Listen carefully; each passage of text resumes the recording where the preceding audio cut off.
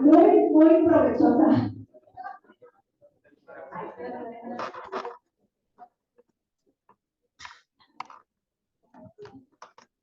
Para platicarles de este subtema vamos nos vamos a regresar tantito a la historia. Quiero que pongan mucha atención porque al final les voy a hacer un examen. No sé qué. Pero, empezando con la historia.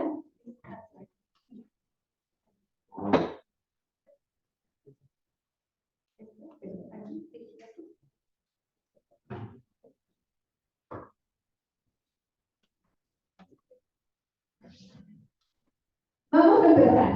Nos remontamos, todo comenzó cuando Adán y Eva, no sé, nos vamos a ir unos añitos más adelante. Resulta que todo esto de las transfusiones sanguíneas empezó en el año de 1667. A alguien se le ocurrió hacer una transfusión entre animalitos y fue exitosa, los animalitos salieron bien y eso está perfectamente documentado.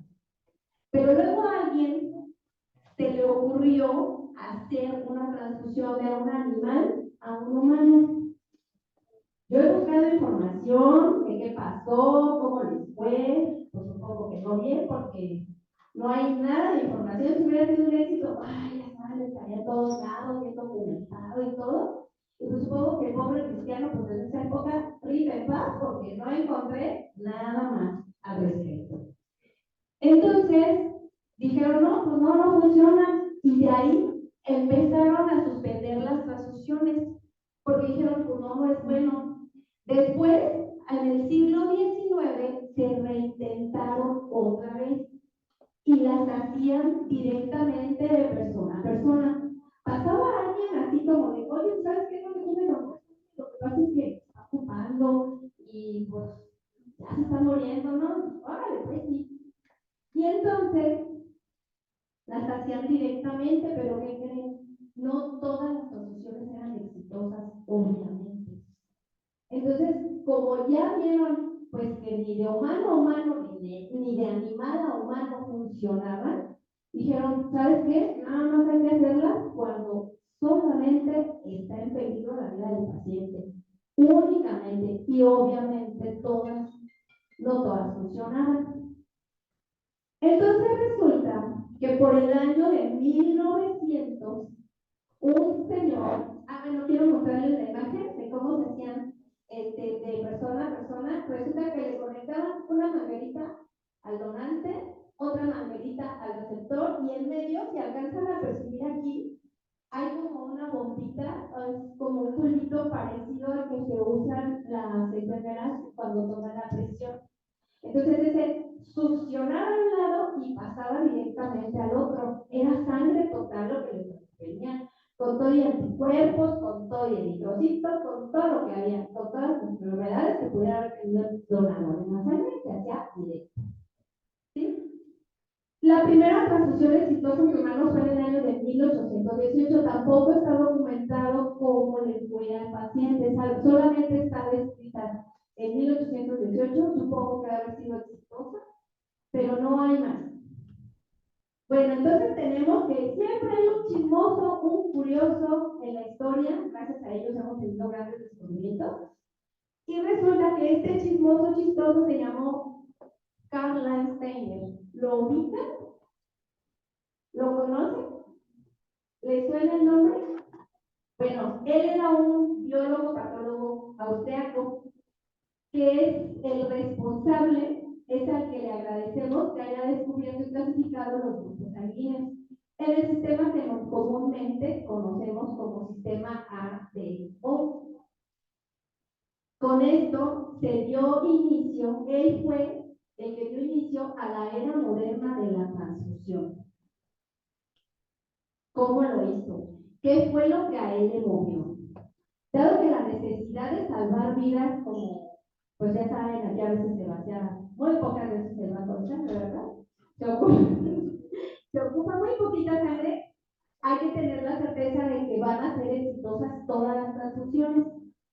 Entonces, como les comentaba, no todas las transfusiones antes eran exitosas, estaba muy limitado esto. Entonces, él dijo con un equipo de colaboradores,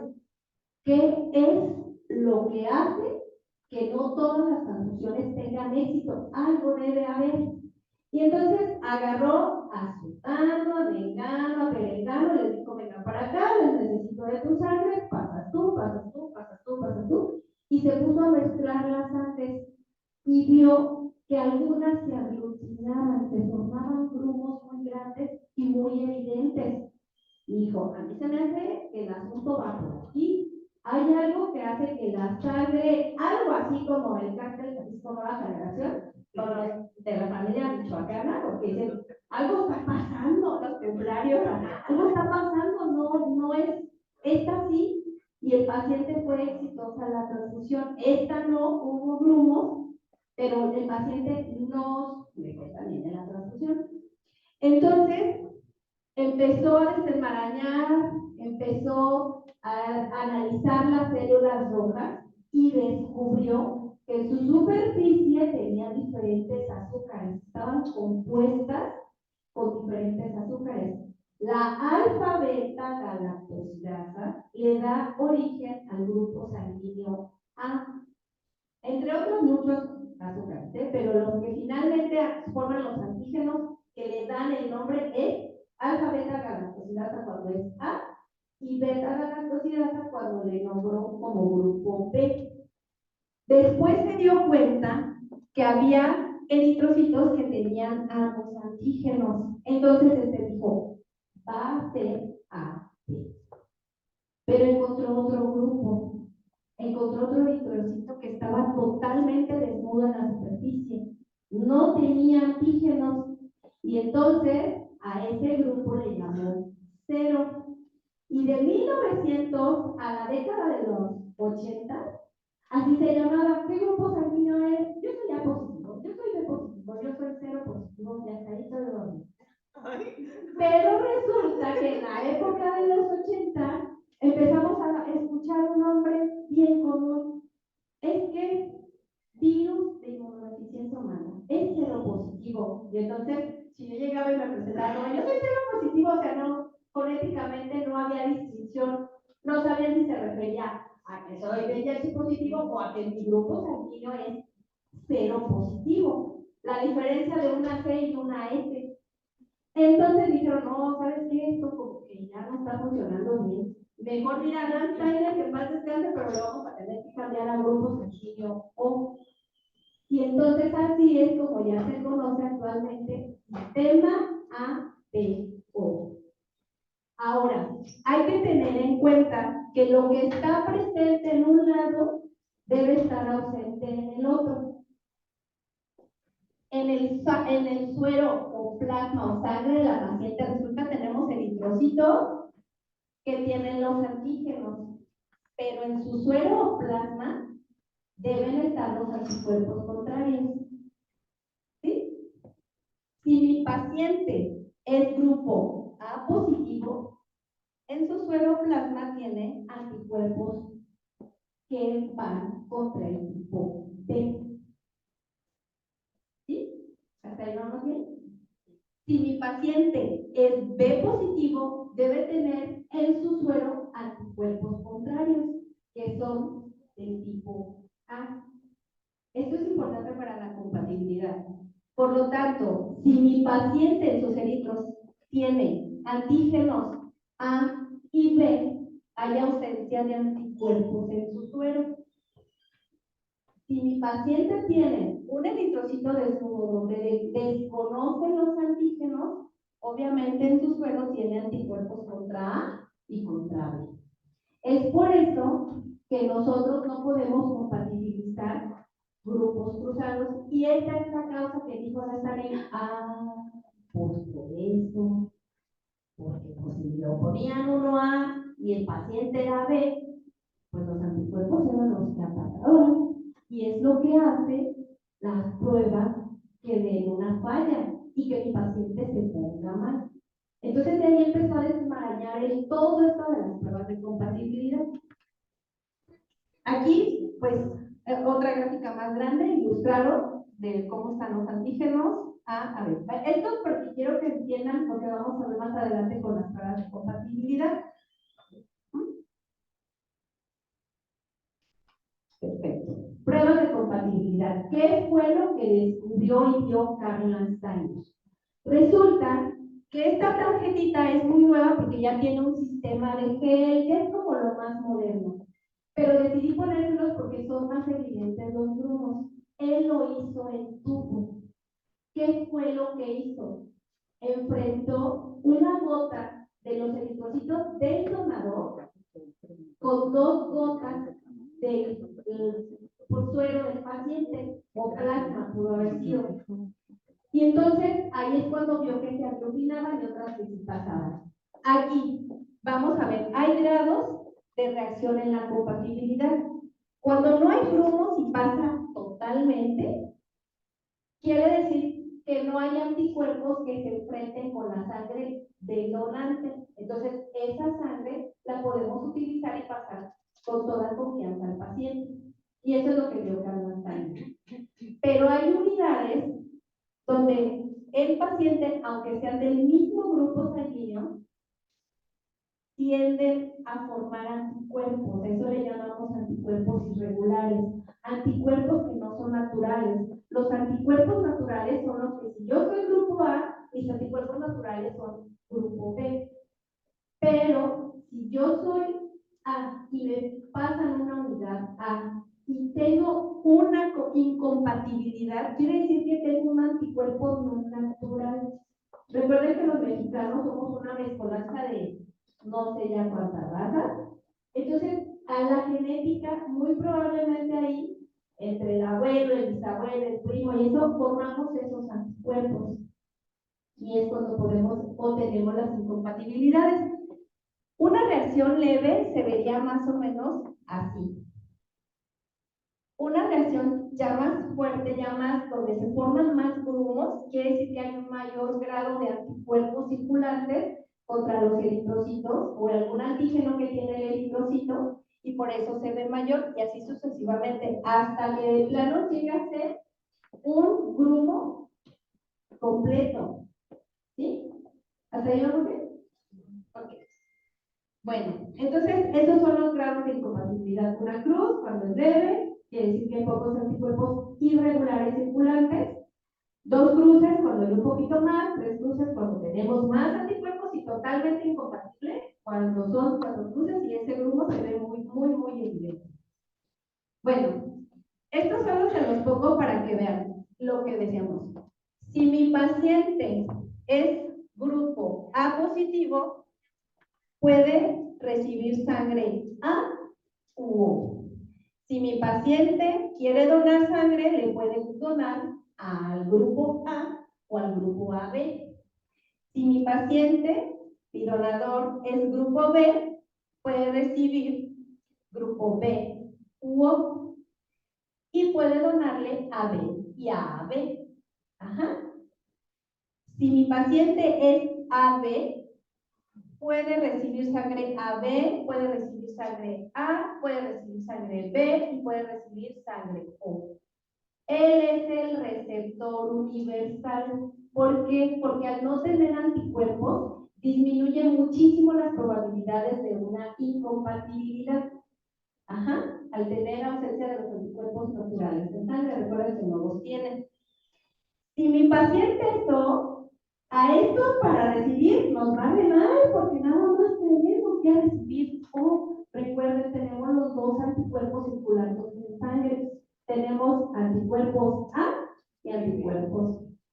Afortunadamente, somos la mayoría, entonces, pues no sufrimos tanto porque no haya ese grupo sanguíneo. Pero sí le puedo donar a todos los grupos. Por ser un eritrocito desnudo, no tiene antígenos, por lo tanto lo pueden recibir el grupo A, el grupo B y el grupo AB. Muy bien, de tal modo que las probabilidades de tener una transfusión exitosa, si yo cruzo del mismo grupo A y A, son buenas. Si le cruzo a A1, tengo buenos resultados, es la probabilidad alta. Si yo cruzo B con B, pues la probabilidad es buena. Y así sucesivamente, ¿no? Si lo hago grupo a grupo, o sea, a cualquier grupo le cruzo A, le cruzó, entonces las probabilidades de que sea una transfusión exitosa son muy altas. Pero ¿qué pasa si yo le traigo al interno una unidad B y por error, así, se la ponen a un paciente que es grupo A? Obviamente no va a tener éxito la transfusión. En las primeras que le empieza a pasar al paciente va a empezar taquicárdico, probablemente hipertenso, la frecuencia cardíaca va a cambiar, la frecuencia respiratoria también. Esas son las transfusiones no exitosas. Ajá. ¿Qué pasa si mi paciente es O y le llevo una unidad de cualquier grupo? La transfusión no va a ser exitosa. ¿Por qué? Porque recuerden que el grupo O tiene los anticuerpos de los dos grupos en sangre. Ok. Entonces, hay otra incompatibilidad que es como la más sonada, la incompatibilidad ARH. Esta es muy obvia, muy evidente, casi todos nos hemos escuchado porque sabemos que si mi paciente es RH negativo, no le puedo poner RH positivo. También hemos escuchado todos, aquí los ginecólogos lo tienen ampliamente conocido, de que si una mamá es RH negativo y el bebecito es RH positivo, pues al que está dentro no le va nada bien. ¿Qué es lo que pasa? Bueno, a este fenómeno, cuando la mamá es RH negativo y el bebé es RH positivo, se le llama eritroblastosis fetal. ¿Qué es lo que pasa? Bueno, es una incompatibilidad sanguínea y los anticuerpos de la mamá que desconocen al RH como antígeno propio empiezan a atacar a los eritrocitos del bebé y al bebé completito, porque el RH no nada más está en la sangre, está en prácticamente todos los tejidos.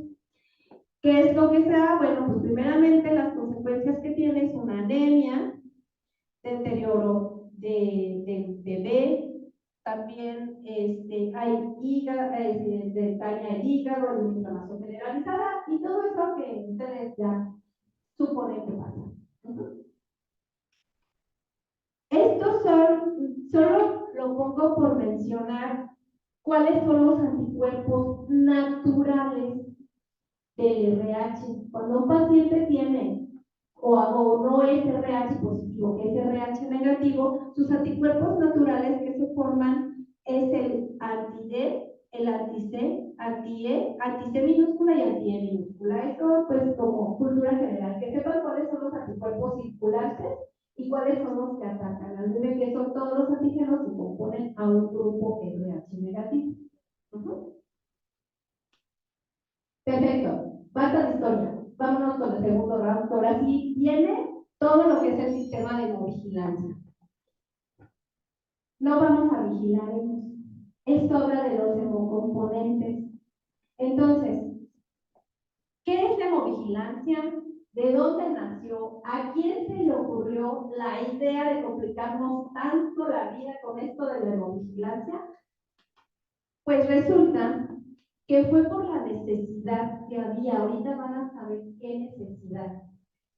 Se establecieron entonces el conjunto de procedimientos donde se vigila toda la cadena transfusional. La cadena transfusional inicia desde la selección del donador hasta que se transfunde el producto.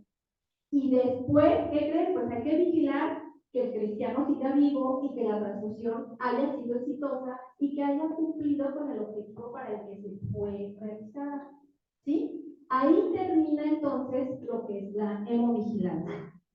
Hay que darle un seguimiento a los pacientes. Por eso luego me ven en el piso, revisando expedientes, pidiéndole la hoja de transfusión y todo eso, por todos los estatutos que nos puso el sistema de hemovigilancia. Resulta que todo mundo transfundía como Dios le daba a entender. Y hacía las pruebas cruzadas como Dios le daba a entender. Entonces, era la verdad un desastre total. Entonces, Francia fue el primero, los croissants, que pusieron a orden en este asunto de la hemovigilancia. ¿Cómo lo hicieron? Empezaron primero viendo los problemas a los que se enfrentaban. Primeramente, un alto índice de contagio. Recuerden que para esa época ya estaba el VIH circulando. Aparte de la sífilis, de la brucela, paludismo y todos los demás bichitos que son en sangre, ¿no? Entonces, fue lo que dijeron, tenemos que crear un sistema que nos ayude a bajar el índice de contagio. Obviamente, a pesar de que había ya evolucionado muchísimo la medicina transfusional, seguía habiendo reacciones adversas a la transfusión y no sabían por qué. Y entonces dijeron, bueno, nos enfrentamos primeramente, lo principal es estos dos problemas. A ver, empezaron a estudiar de dónde venían los problemas y se dieron cuenta, ¿sabes qué? Primeramente, los donadores, ya no cualquiera va a poder donar. Vamos a ponerle que sean sanos. Y entonces dijeron, obviamente, les vamos a hacer esto.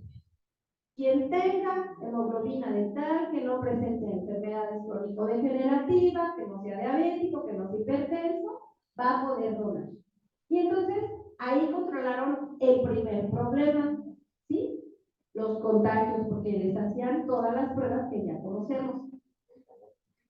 Después, que dijeron, ¿sabes qué? Ya cruzamos la sangre, ya lavamos, ya incubamos, ya esto, ya quitamos la albúmina, le pusimos la albúmina y un montón de procedimientos que lo hicieron con y sin, y dijeron, ¿sabes qué? El mejor procedimiento donde me demuestra las pruebas de incompatibilidad, que son finalmente las que me interesa captar, es haciéndolo de esta manera. Y entonces ellos lo documentaron y dijeron, las pruebas cruzadas en todo Francia se van a hacer siguiendo este procedimiento. Ya controlaron un segundo factor, las reacciones adversas. Y después que dijeron, bueno, pues ya lo controlamos, ahora tengo que darle seguimiento a mi paciente transfundido. ¿Qué es lo que tengo que hacer?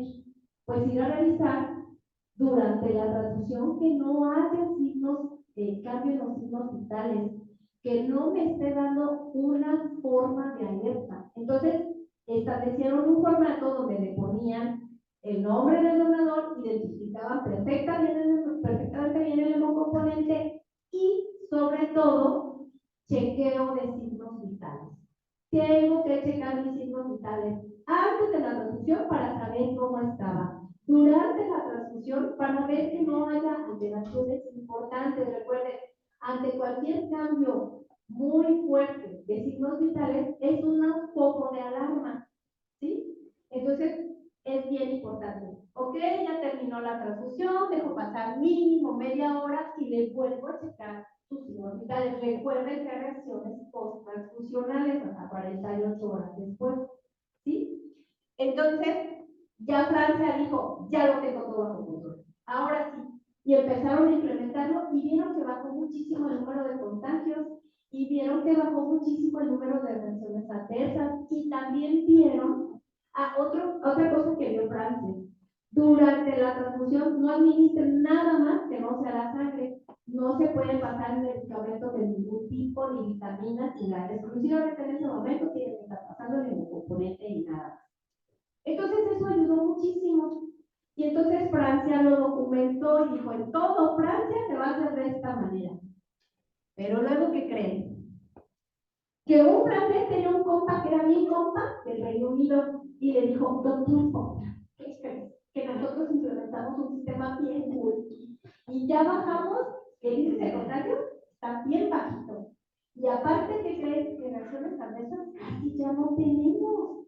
Y los pacientes han salido bien, se les ha corregido hemoglobina, tipo de coagulación, todo para lo que se les haya puesto. Están bien, les hemos dado seguimiento hasta por 15 días y la verdad van bien los pacientes.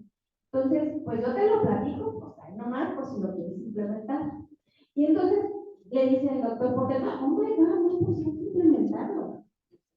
Y entonces resulta que el Reino Unido lo empieza a implementar y ven que hay buenos resultados y ven que también les baja el índice de mortalidad, el índice de contagio, se les baja también todas las reacciones adversas y dicen, oye, pues esto sí está cool, ¿no? Vamos a platicarle a mi compa el doctor Kim en Asia. Y entonces empieza a hablar, que fíjate que los donadores y que que el otro, que mira, que las reacciones adversas, que no sé qué. Y entonces, los asiáticos, la verdad no sé qué país de Asia fue el que primero lo implementó, pero a mí me gusta Corea, entonces tomen ejemplo a Corea. Y dice, chincha, que eso significa algo como, ¿a poco sí te digo? Es algo así como, es la verdad, sí. Y entonces Asia dice, ¿sabes qué? Vamos a implementarlo. Está padre, vamos a ver. Y empiezan a ver también que hay muy buenos resultados. Entonces, fíjense, ya estuvo Francia que lo implementó. Ya estuvo Reino Unido que lo implementó. De Reino Unido se extendió rápidamente prácticamente en toda Europa. Y después los asiáticos, y entonces ustedes saben que uno de los continentes más disciplinados es el continente asiático. Entonces, en Asia prácticamente el día que lo implementó el primer país, prácticamente ya estaba implementado en todo el continente. Y entonces, los asiáticos tienen un compa en Estados Unidos. Y entonces le dicen, oye, ¿qué crees que estos implementaron un sistema super cool? Ya lo probó, ya lo probó Reino Unido, ya lo probó también nosotros. ¿Qué crees? Sí, baja todo, o sea, la verdad les va bien a los pacientes. Y entonces el doctor Holmes dice, sí, me interesa, vamos a implementarlo nosotros también. Y entonces América del Norte, ya de este lado del charco, lo empieza a implementar. Y ven que empieza a funcionar y que efectivamente todos los beneficios que les platicaron son ciertos. Pero ¿dónde creen que estábamos renuentes? América Latina. Así como que, sí, no, ¿a poco así tan maravilloso?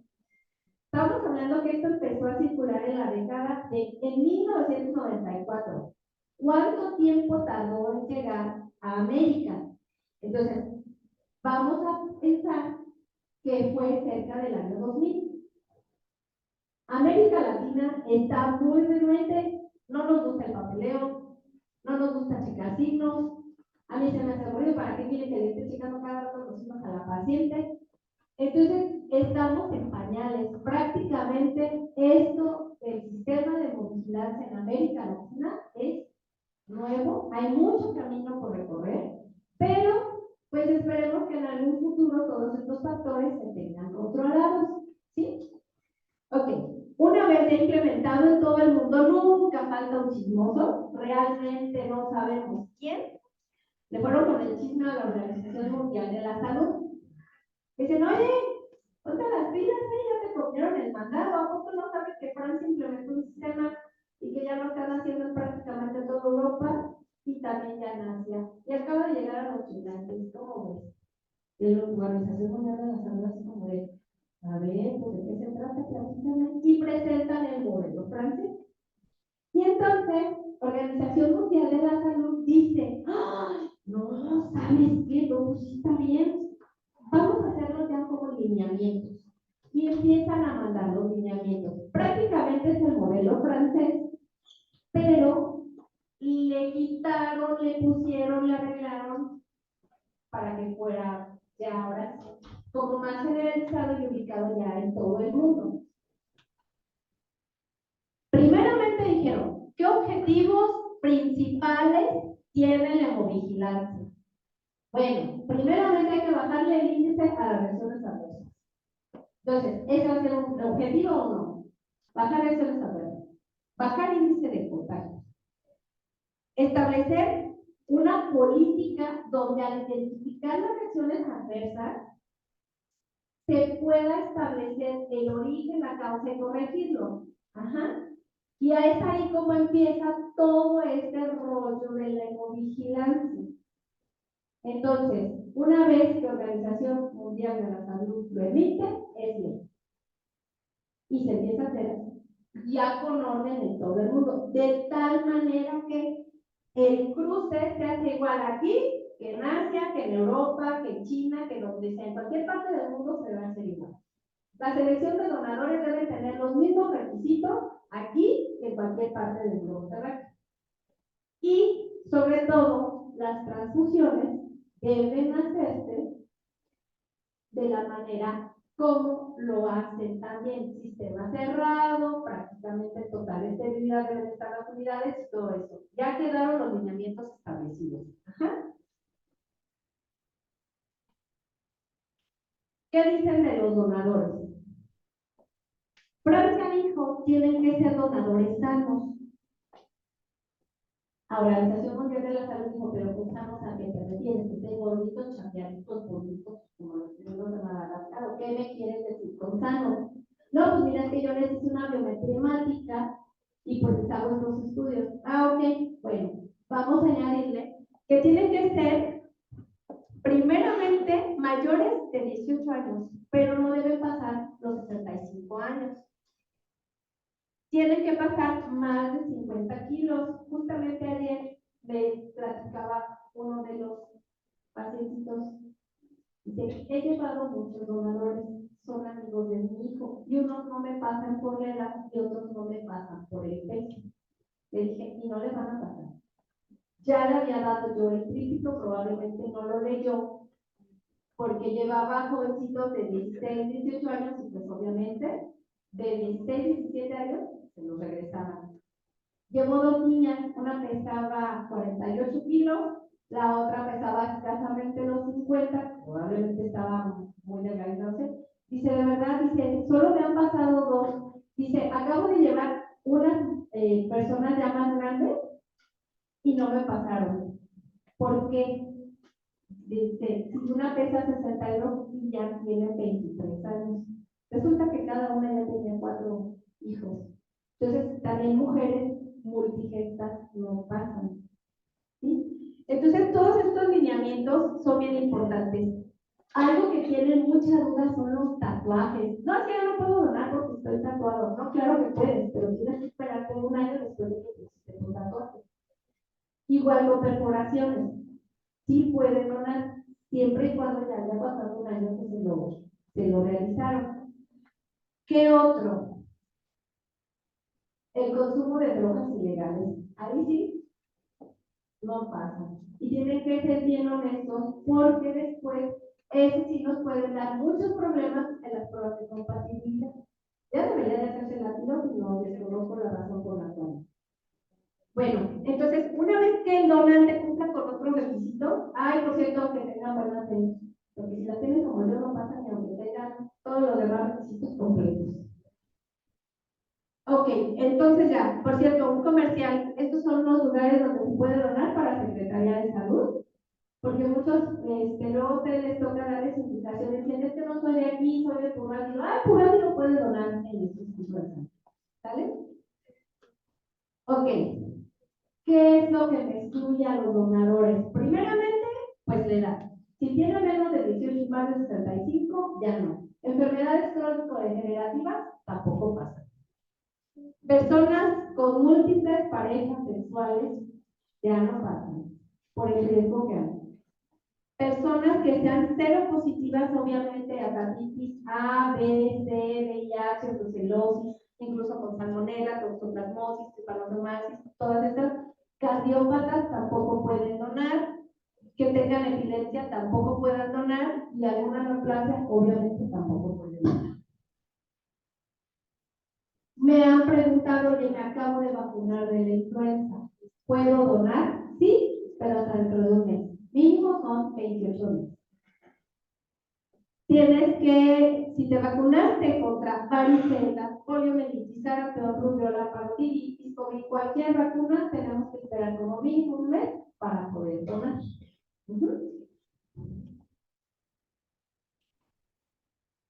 Les recuerdo esto por la cuestión de la incompatibilidad. Un sistema inmune que está activo, por ejemplo, con la inmunización contra cualquier vacuna, nos puede dar problemas y nos puede dar reacciones falsas incompatibilidades, porque el sistema inmune está activo.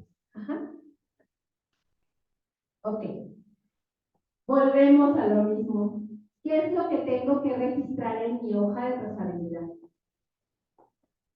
Todo lo referente a mi paciente, nombre, edad, sexo, toda la identificación de los hemocomponentes, número de la unidad, y si es plasma, si es concentrado eritrocitario, si son plaquetas, si son lo que sea.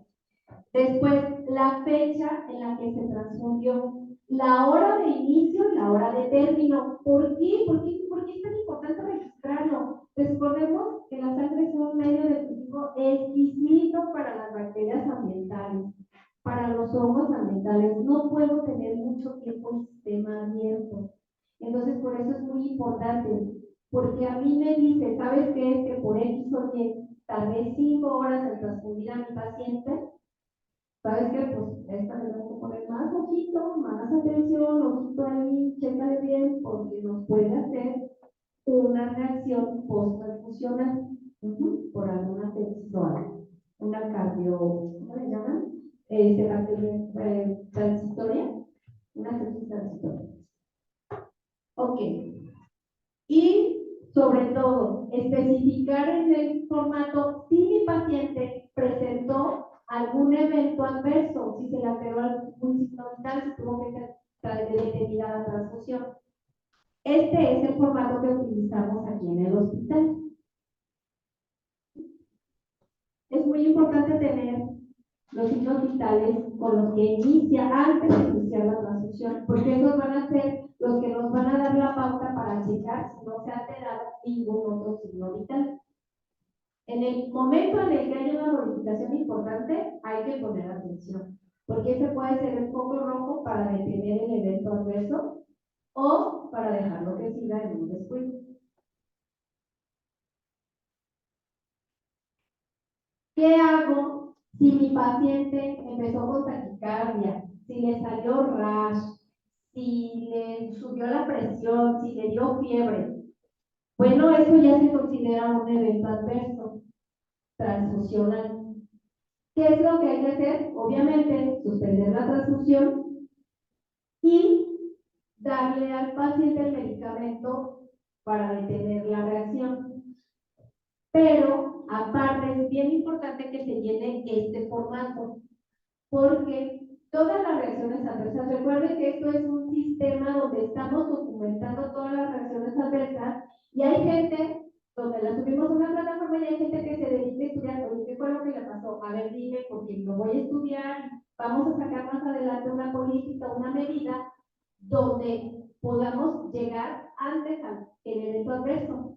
Entonces es muy importante tener documentado eso, pero aparte, lo que quedó del hemocomponente remanente, háganlo llegar al servicio de transfusión y tómenle una muestra al paciente para nosotros volver a enfrentar ese hemocomponente y ver si efectivamente la culpa la tuvo el hemocomponente o simplemente fue porque se presentó en ese momento una conciencia, ¿no? La fiebre, a lo mejor la taquicardia. Nos pasó con una paciente en gineco que empezó con taquicardia, pero todos los demás signos estaban bien.